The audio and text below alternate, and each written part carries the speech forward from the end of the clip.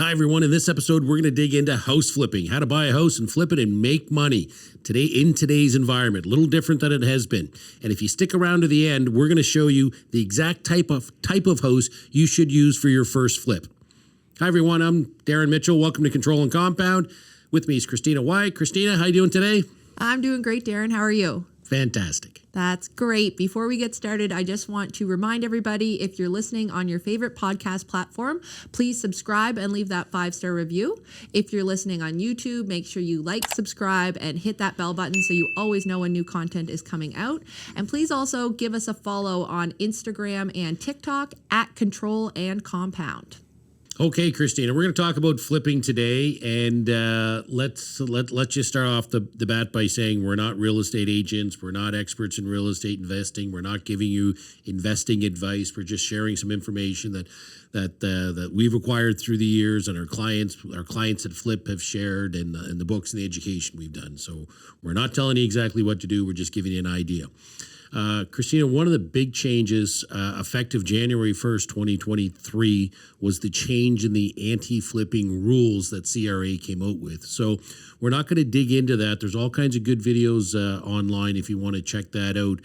But, there's been some big changes. So whether you do it personally or corporately now is really a big deal. So dig into those rules a little more before you do your first flip, or you could end up paying a lot more tax than you were planning to.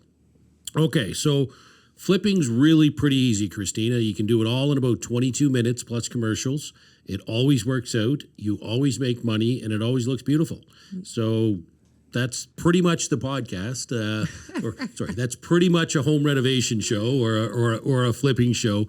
But there's a lot more to it, and flipping is risky, right? On the scale of what's an easy first time thing to do and what's a more difficult. This is getting to the more difficult, right? It's not quite up there with land development where you're getting permits and building apartment buildings, but it's not really entry level stuff, especially in today's environment with a potentially decreasing markets or house prices and the high interest rates. You got to be really careful. So we're seeing, I think a lot less flips now, but in any crisis, there's amazing opportunities. So you got to find that right opportunity. So we're going to break it down by steps. So step 1, get educated. Don't try going to do a flip when you don't know what you're doing. There's horror stories out there, friends and clients. It's like, I thought that was a good deal, so I just bought it, and I thought I could flip it. And they've done no research. They didn't know the formulas, the rule of thumbs people use. They really had no idea how much it would cost to do all those things. So get educated, take a flipping course, or listen to podcasts. All kinds of great stuff on YouTube on flipping. Big fans of real estate groups. You're going to find people with their partner with someone that's done one, attend your neighborhood real estate meetup, whatever it is, to learn more about this before you get in there, because you don't want to start not knowing exactly what your plan is before you get in there. So that's really step 1, Christina. Get educated, invest in yourself. What's step 2? What should we get to next? Yeah, so step 2, we're going to be looking at the buy, right? So when we do these types of projects, the money's really made in the buy. That's where it is, not in the sell, right? It all comes down to the buy and what you can purchase that house for. Making sure that you are educated on the neighborhood, all those things is 100% important. But now you want to start looking. So now you're looking, you've done your research. Now what you want to do is you want to look for the motivated. So those people that need to sell, sometimes crisis equals opportunity, just like you said. And we talk about the 4 Ds, plus there's another one that's out there right now. But, when things happen like death, you're looking at estate sales, divorce, that's another place where you might be able to pick up a good deal. Someone has a disability, that's another D. And then the last one there is downsizing. So you look at those people that are selling, trying to downsize, sometimes due to bankruptcy maybe, or they're getting older, lots of different reasons why they might be downsizing. But looking for those individuals is where you may very well find a good deal, right? These people need to get out of the property and they need to get out quickly because They're essentially losing money is probably what's happening here. So they want to get out quick. So they want to sell. Another big one that's happening right now as we're seeing these interest rates go up is people kind of getting tied up with those bigger mortgage payments. They just don't have the money to be able to stay in those houses. I think that there could be a real opportunity for this out in the next little bit with the way things are. They're holding on, but you know what? That $500,000 house that they purchased, it's just not affordable anymore because the interest rates are too high. They didn't factor that in when they did their cash flow plan, and now it's like, okay, groceries are the mortgage. And I know it's sad to think for those individuals out there, but it is a good buying deal for those looking for a flip or trying to get a good deal in the market. So those are the motivated sellers. How do you find those motivated sellers? I guess would be the next piece. Obviously, you can listen and, with deaths, you see estate sales, that kind of stuff. So definitely keep your eyes open. You want to be always checking these neighborhoods. You can also work with a real estate agent. We always recommend working with someone that specializes in real estate. So this is what they do. So why not use them? Investor real estate, Yeah, investor real estate. So you want to work with a real estate agent that's out there looking for those. And then you also want to look for wholesale. So in this case, wholesale can be a game changer. You can save about 8 to 10% without using an agent sometimes. And these motivated sellers don't even want to go down the agent path, right? They just want to get rid of it and they want to get rid of it quickly. And you can get a very good deal on the buy at that point. So, important to look for those things. It's where you're going to find one. A big thing to remember, though, is just because it's cheap doesn't mean it's a good deal. This is huge. This is very important with flipping. Just because you see something is cheap does not necessarily mean that you are going to make money, because if you got to put too much money in there, you're not going to come out on top. So we do have a formula that we use for this. And Darren, I think you're going to go into that formula a little bit more. Yeah, I was laughing when he said that just because it's cheap, it's just a small oil spill and a little bit of asbestos. What'll that just be a few $1,000s to clean that up? Well, Not no. so much. And then the other comment on what you said, which was great. Keep in mind, people. Oh, I don't want to take advantage of someone in that situation. That person wants to sell because they have a problem, and you're the solution coming to the table. So, yes, it's not ideal for them. They're not at maybe a great spot in their life. But on a death, sometimes you could have someone that owns a piece of land or a building here in town, and the kids could live across the country, and they want nothing to do with this. There's 7 kids. They're splitting it 7 ways. They just want it gone. Fastest, easiest way to do that. That's their problem. You're the solution. So Don't feel bad about getting a good deal, okay? Now, the kind of formula we use is, we're going to have only 1 or 2 definitions today, but ARV. If you're a flipper, you're going to know this. If not, you need to learn what ARV is. It's after repair value. Okay, so that's not that hard to figure out. What's it going to be worth after you fix it up? Okay, so again, flip, you buy, typically fix it up. So the rule of thumb is you want to pay a maximum of about 70% of the after repair value. So minus renovation costs. So we'll give you a real world example here. So let's say you're looking at a $500,000 after repair value. So you find this property, maybe it's a little rundown, needs some work, motivated seller, whatever it is, and you say, okay, great, I want to sell this for $500,000 after I fix it up. Well, what you should pay for that, 70% of that is $350,000. So you should only be into this for about $350,000 minus repairs, minus the renovations. So if that's going to be, let's say, a $50,000 budget, 70% of 500 is 350 minus the 50, you're about 300,000 is the max you should pay for this. Now, again, you're not really buying a $500,000 house because it's not already repaired. You're paying 300,000. You're going to put 50 into it, and then you think it's going to be worth 500,000.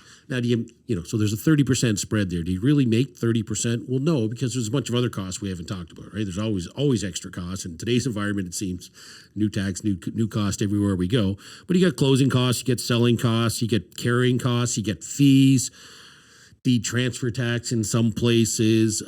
So that 30% gets diminished pretty quickly. So you're not making that. And, when we talk numbers wise, again, everyone's different, but I think a good rule of thumb for what most people I talk to, if you're not going to make at least 30 grand, and in some regions 50 or 100 or plus, it's not worth doing. It's a lot of work, it's a lot of stress, and it's a lot of risk. So for you to go in there saying, I think I can do this and make 10 or 20 grand, I really don't see that. That's literally just a rounding error that you forgot that the whatever finish was going to be more expensive, or the sink actually has to be removed and repaired and there's a water leak. So don't start getting into this thinking you're just going to make a little bit of money and that'll be great. You want to make sure you get that buffer in there, and we go through it a little more in the book. So that's kind of step 2 we finished out. Step 3, finding the money. Step 3, how do I find the money? And to find the money, banks are tough, right? If you think of a bank, banks want to loan you money for a long period of time.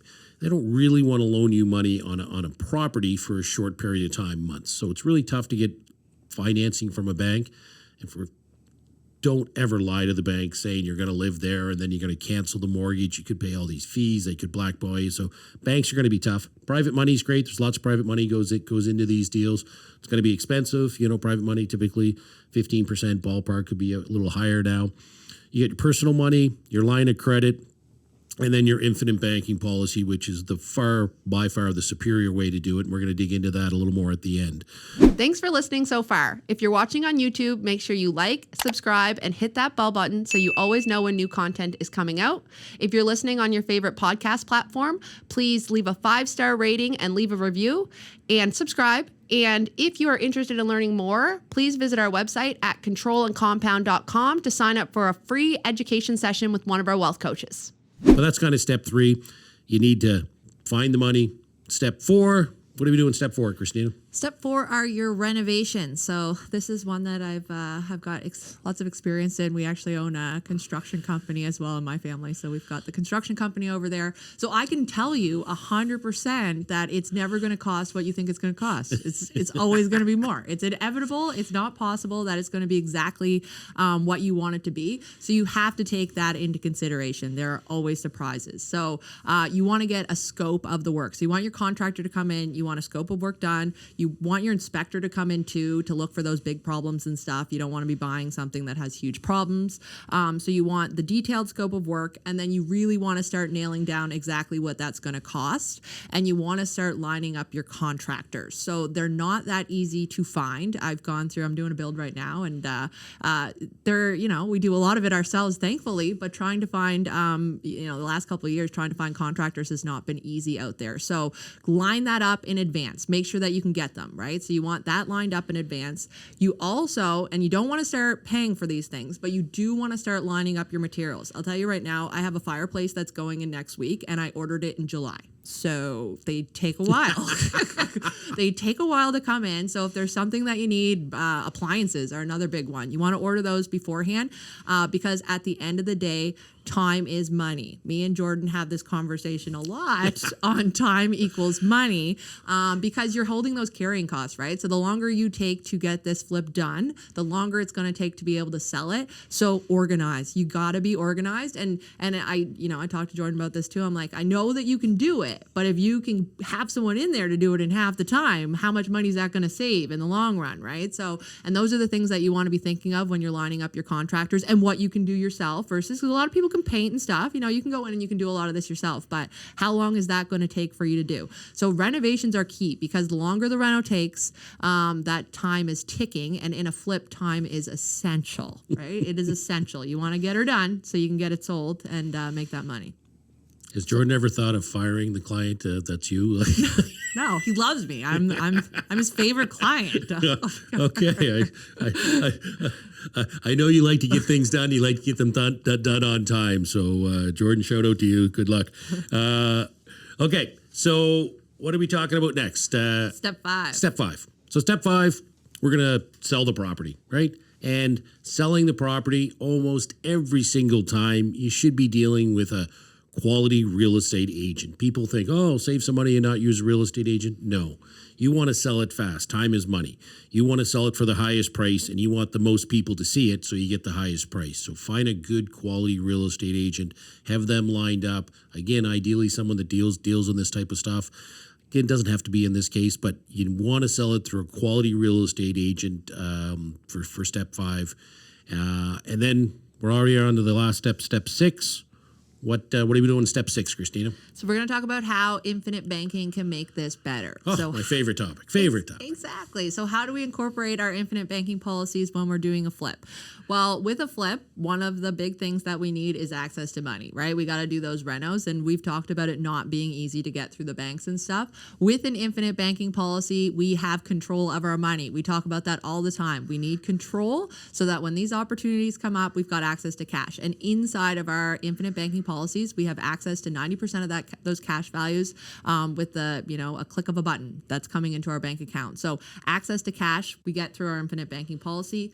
Flexibility is not a problem. So with renos, like I talked about, you think that they're going to be this much, and maybe you take a loan out and then they become a lot more.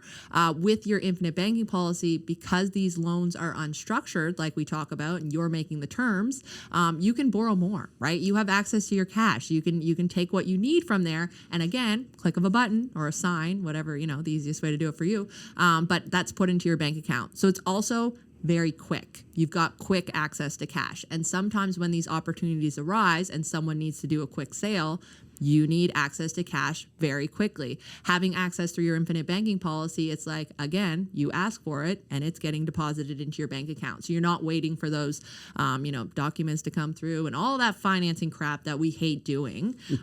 We don't have to do any of that, right? It's all there. We're the bank, so we have access to our money.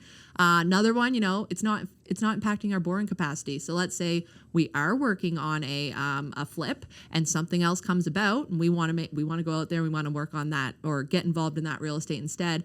This loan that you're using for your flip's not going to show up on your credit report, right? It's not going to impact your borrowing capacity. So you still have full access to go out. If you got to get some other lending put in place for another project, you're fine. It's not going to show up there. It's not going to impact that room. So that's, another bonus there. And, private lending's great. And we do encourage you to check out our podcast on private lending that we have if you haven't already, because private lends definitely help here.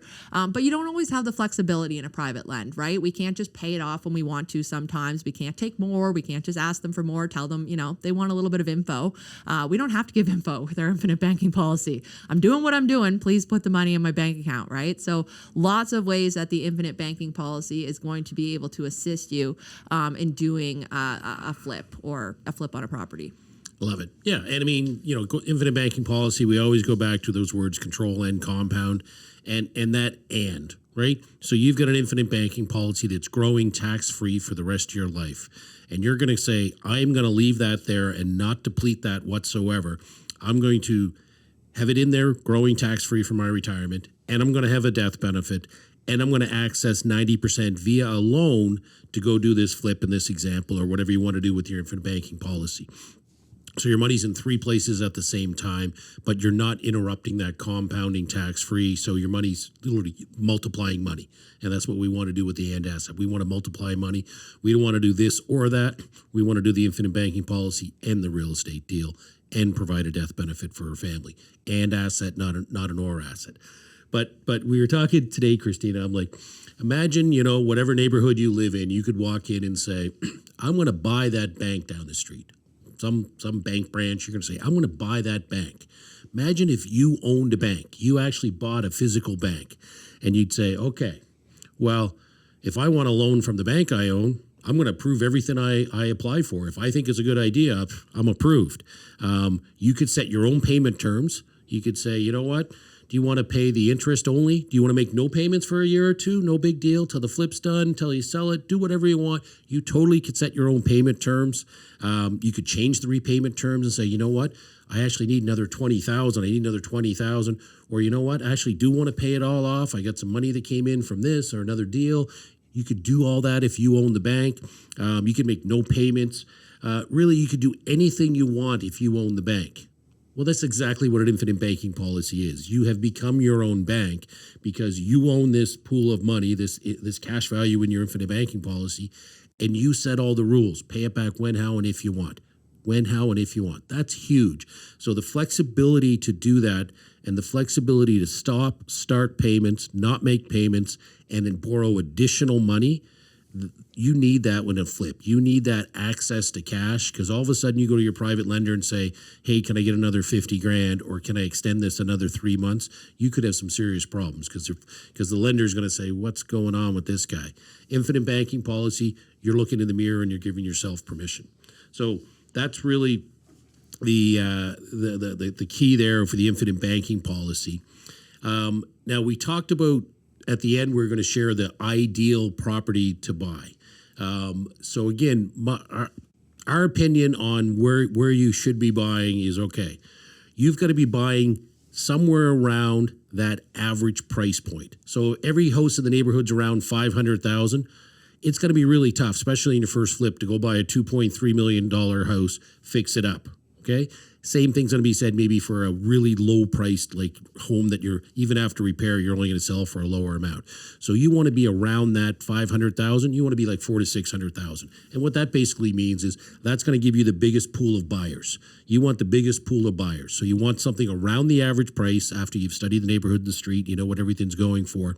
And the second thing, in a perfect world, you're going to do CPP, right? CPP is clean patch and paint. Yep. Okay, that's a perfect world. There's some more cosmetic stuff, a little cosmetic, but really, especially, you know, the easy flip and the first flip you should be looking at is more cosmetic things. Because if you start, you know, replacing the electrical, replacing the plumbing, the air conditioning, doing all that stuff, that's a lot of money. You start opening up these walls, it could turn into even more money when you find something.